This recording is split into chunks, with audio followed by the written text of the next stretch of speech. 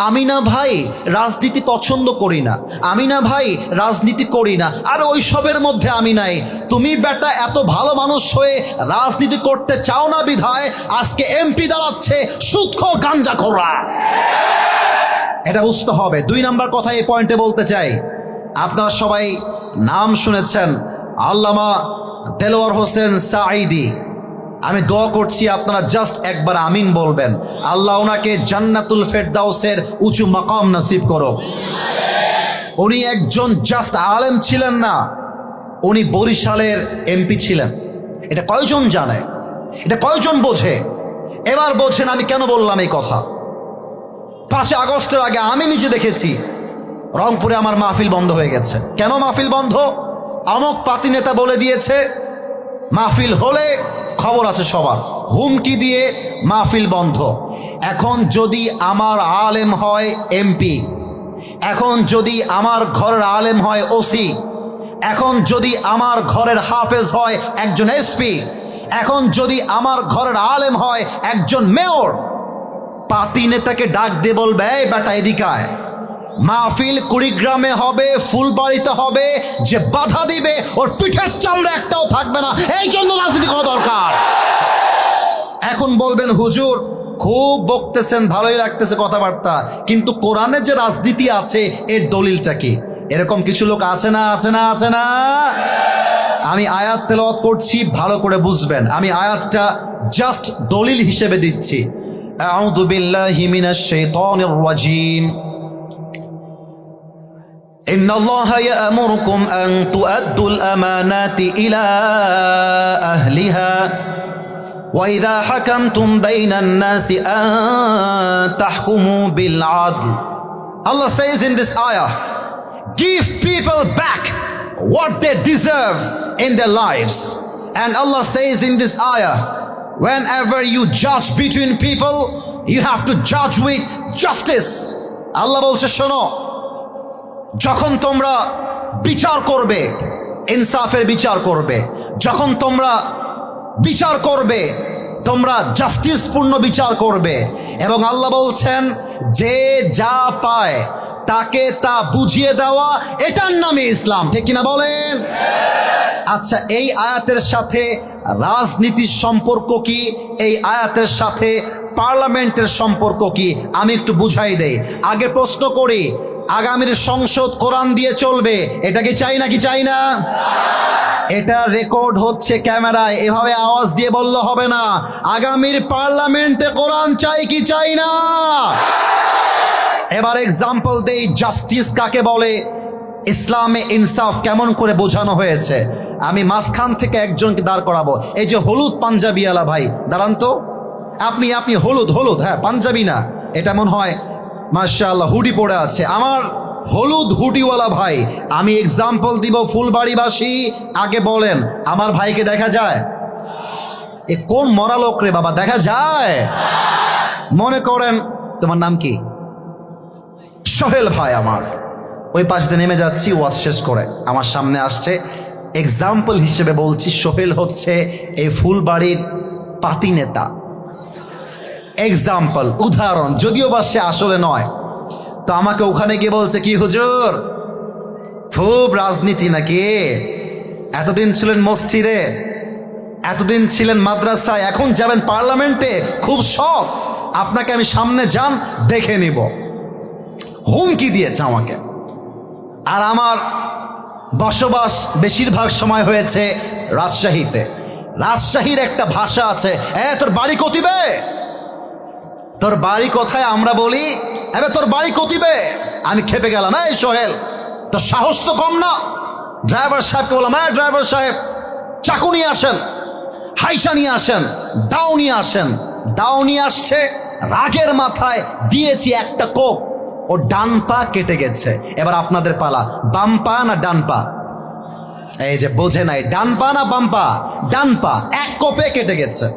এখন আমার সভাপতি সাহেব, প্রধান অতিথি, আমাদের প্রিন্সিপাল সাহেব, হাফেজরা আমাকে ধরেছে, আরে হুজুর ওয়াজ করতে এসে আপনি ডান পা কেটে দিলেন, এই হুজুরকে জেলে ভরে দাও।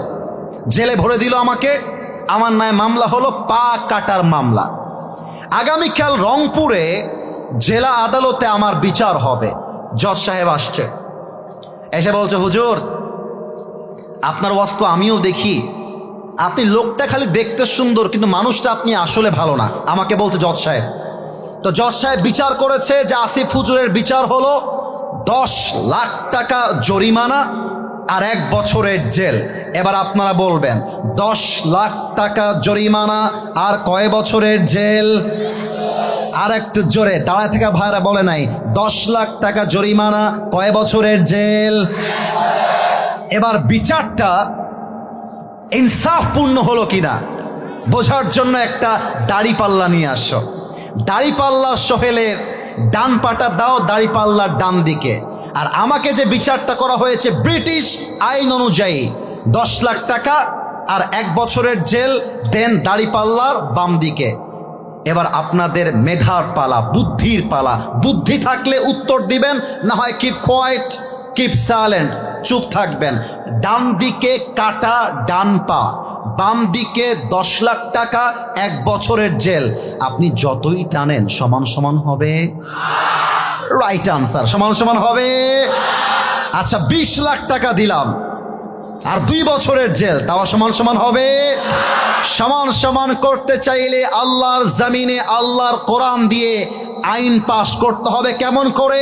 Late me share with you. বসে পড়ো। আল্লাহ তাআলা বলছেন, ওয়াকাতাবনা আলাইহিম ফিহা আন্নান নাফসা বিন নাফস ওয়াল আইনা বিল আইনি ওয়াল আনফা বিল আনফি ওয়াল উযুনা বিল উযুন ওয়াস সিন্না বিস সিন্নি ওয়াল জুরুহা কিসাস। আল্লাহ তাআলা বলছেন, কেউ তোমার চোখ তুললে তুমি তার চোখ তুলে নাও। চোখের বদলে চোখ, নাকের বদলে নাক, কানের বদলে কান, হাতের বদলে হাত, পায়ের বদলে পা, জানের বদলে জান। এটার নামই ইসলাম, এটার নামই কোরআন। এবার দেখেন, আমি ডান পা কেটে দিয়েছি, এবার সংবিধানে কোরআনটা নিয়ে যান। এবার বিচার করেন। যেহেতু আসিফ হুজুর ফুলবাড়িতে গিয়ে সোহেলের ডান পা কেটে দিয়েছে, আপনারাও আসিফ হুজুরের ডান পা কেটে দেন। এবার দাড়িপাল্লা নিয়ে আসেন। দাড়িপাল্লার ডান দিকে দেন সোহেলের ডান পা, আর দাড়িপাল্লার বাম দিকে দেন আসিফ হুজুরের কাটা ডান পা। এবার টান দেন, দেখবেন দুইটা সমান সমান হয়ে গেছে। ওয়ামান হাকামা বিহি আদালা। এই কোরআনটা দিয়ে যে বিচার করবে সে ইনসাফ করতে পারবে। আর একটা এক্সাম্পল দেই, আমার চেয়ারম্যান সাহেব বসে আছে। চেয়ারম্যান সাহেব, don't take it otherwise, don't mind, I respect you from my heart. আমরা সবাই সম্মান ওনাকে করি কি করি না বলো? স্যার, ওনার একটা ছেলে আছে, আমি হলাম রিক্সাওয়ালার ছেলে, স্যার হলেন চেয়ারম্যান নন, স্যার হচ্ছে একজন এমপি। তো এমপির ছেলে একটা অন্যায় করেছে, আমি রিক্সাওয়ালার ছেলে আমি আর একটা অন্যায় করছি। মাথায় রাখতে হবে, আমার যেই বিচার হবে, রিক্সাওয়ালার ছেলের যেই বিচার হবে, এমপির ছেলের সেই বিচার হবে। স্বজন প্রীতির নাম ইসলাম নয়। সেম বিচার। 1 নাম্বার, কোরআন শেখায় ইনসাফপূর্ণ রাজনীতি। 2 নাম্বারটা বলে শেষ করে দিব। ইসলাম কখনো চায় না এখানে বিএনপির ভাইরা থাকতে পারেন, এখানে আওয়ামী লীগ থাকতে পারেন, অনেক দূর থেকে আসতে পারেন, এখানে জামাত ইসলামের লোকরাও থাকতে পারেন।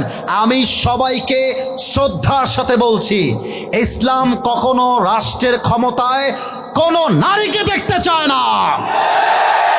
অতএব আমাদের শেষ দাবি ভূমিকার ওয়াজে, আমরা আগামীর পার্লামেন্টে কুড়িগ্রামবাসী, আমি জানি না আপনারা আমার সঙ্গে একমত হবেন কিনা, যদি একমত হন আমাকে ঠিক বলবেন কলিজা দিয়ে, বাঘের মতো হুঙ্কার দিয়ে।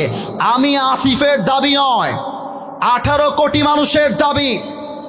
আগামীর সংসদে আমরা এমন এক প্রধানমন্ত্রীকে দেখতে চাই, যেই প্রধানমন্ত্রী পার্লামেন্টে দাঁড়িয়ে দেশের পক্ষে যেমন বক্তব্য দিবে, আমার দেশের প্রধানমন্ত্রী চাইলে ঢাকার জাতীয় মসজিদ বাইতুল মুকাররমে দাঁড়িয়ে জুমার খুতবা দেওয়ার যোগ্যতাও রাখবে। হাত তুলে বলো সবাই, ঠিক কিনা?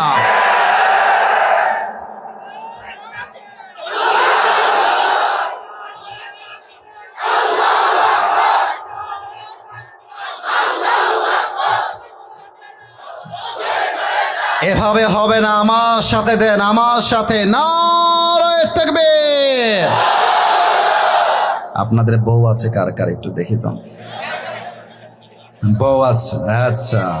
You have your wife in your house, মাশাআল্লাহ। হাত নামান। এবার কপাল পোড়া হতভাগা যাদের বউটো কেউ নাই, সিঙ্গেল না, হাত তোলো সবাই।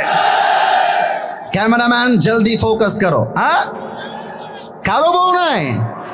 ইন্না লিল্লাহি ওয়া ইন্না ইলাইহি রাজিউন। আমি দোয়া করে দিই আজকের মাহফিলে, আল্লাহ যাদের বউ নাই সবাইকে দিনদার নেককার বউ দিয়ে দেওয়া। পড়েন সবাই আমিন। আমার ওয়াজে আমি মাঝে মাঝে মজা করে বলি, শীতকালে যার বউ নাই তার জীবনে কিছুই নাই। শীতকালে কম্বল দিয়ে শীত দূর হবে না, ল্যাপ দিয়ে শীত দূর হবে না, ঘরে ঘরে বউ দরকার। আব্বা বোঝে না, আব্বা বোঝে না। আব্বা বলে, তুই নিজের পায়ে দাঁড়িয়ে বিয়ে কর। আমি দেখলাম অনেক মায়েরা আসছেন, আমি দেখলাম অনেক বোনেরা আসছেন। মায়েদের কাছে আবদার রাখবো আমরা সবাই, আপনার মেয়েকে শিক্ষা দিবেন। তার জন্য গাঞ্জাখোর জামাই পারফেক্ট হবে না, দিনদার জামাই তার জন্য পারফেক্ট হবে। মেয়েরা গাঞ্জাখোর দেখলে ক্রাশ খায়। What is this? রুচি কি এত খারাপ হইতে পারে? একটা মেয়ের রুচি কি এত খারাপ হয়? আমার কাছে অবাক লাগে, পার্কে যত মেয়েরা প্রেম করে বেড়ায় তার 80% বোরকাওয়ালিরাই প্রেম করে বেড়ায়। বলো, বোরকা পড়লেই দেখলে মনে হবে ইয়ার ইয়ে তো अभी कभी जन्नत से भाग के दुनिया में आई है, কনফার্ম জান্নাতি মনে হয়। কিন্তু কিছু বোরকাওয়ালি আছে দেখবা একাই 4টা ছেলেকে নাকের ডগায় রশি দিয়ে এমনে এমনে ঘোরায়। অতএব আমি একটা কথা রাজশাহীর মাহফিলে বলেছিলাম, আমার বাবা ছিল, মা ছিল, আমার ছোট বোন ছিল, আমার নানা নানি সবাই ছিল। আমি ব্যর্থহীন কণ্ঠে বলেছি, আগামীর সংগ্রাম বিয়ের সংগ্রাম, আগামীর সংগ্রাম চরিত্র রক্ষার সংগ্রাম, আগামীর সংগ্রাম ব্রেকআপের সংগ্রাম। এবার কিন্তু ঠিকটা জোরে হয় নাই। মাথায় রাখতে হবে, যত প্রেম হবে বিয়ের আগে নয়, বিয়ের পরে বউয়ের সাথে প্রেম হবে। ঠিক কিনা বলো? আল্লাহ তুমি যুবকদেরকে বউ পাওয়ার তৌফিক দান করে। পড়েন সবাই আমিন। তোমাদের আমিনের যেই জোর, বিয়ে হয়ে যাবে, সমস্যা নাই। আচ্ছা, আমরা 3টে তাকবীর দিব। প্রথম তাকবীর দিবেন বিবাহিত ভাইয়েরা, দ্বিতীয় তাকবীর দিবেন আমার প্রিয় সিঙ্গেল ভাইয়েরা। Let's check it, who is more powerful, কার গায়ে শক্তি বেশি আজকে প্রমাণ হয়ে যাবে। বিবাহিত যারা এসেছেন আমাদের গ্রুপের বিবাহিত ভাইয়েরা একটা কাশি মারেন। আমি দেখতে চাই কাদের গায়ের জোর আসলে কত বেশি, আমি নাম্বার দিব। বিবাহিত ভাইয়েরা, সিঙ্গেলরা চুপ থাকবা কিন্তু। বিবাহিত ভাইয়েরা, নারে তাকবীর। 50 এর বেশি হবে না। এটা কোনো তাকবীর হইল মিয়া? আপনার তো আমার ইজ্জত খেয়ে ফেলবেন আজকে। বিবাহিত ভাইয়েরা, আমি আরেকবার চান্স দিও বিবাহিত ভাইদেরকে। বিবাহিত ভাইয়েরা তাকবীর দেন, লিল্লাহি তাকবীর। 55, এর বেশি সম্ভব না। এবার সিঙ্গেলদের পালা, সিঙ্গেলরা কাশি মারো। দেখা যাক কারা জিতে।